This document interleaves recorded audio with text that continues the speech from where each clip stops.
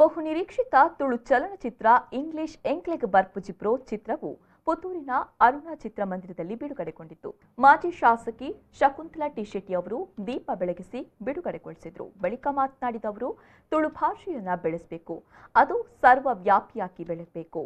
ಅದಕ್ಕಾಗಿ ತುಳು ಚಲನಚಿತ್ರಗಳು ಹೆಚ್ಚಾಗಿ ಮೂಡಿಬರಬೇಕು. ಆ ಮೂಲಕ ತುಳು ಭಾಷೆಯ ಮಹತ್ವ ಜನರನ್ನ ತಲುಪಬೇಕು ಎಂದರು.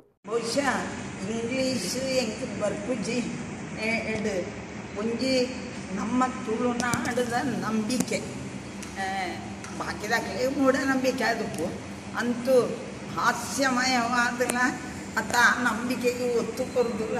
ಕುಲೆಕ್ಕಲೆಗ್ ಮದಿಮೆನ ಮಲ್ಪುನಂಚಿನ ಒಂಜಿ ವಿಚಾರ ತೋಜ ಒಂದು ಬಹುಶಃ ಒಂಜಿ ವರ್ಷದ ಇಂಗ್ಲೀಷ್ ಕಾಪುಡು ತೋಜುಂಡು ಅತ್ತ ಕಾತೊಂದುಂಡು ಅವು ಇನಿ ಬಿಡುಗಡೆ ಆಪುಂಡು.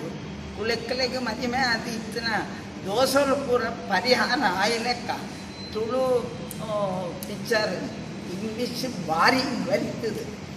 ಎಡ್ಡೆ ಪುದರದೆಪ್ಪಡಂದು ನಾನು ಮಾಲಿಂಗೇಶ್ವರಡ ಅನ್ನತ್ತದು ಸುರೂಟ ಹಾರೈಕೆ ಬಂತು.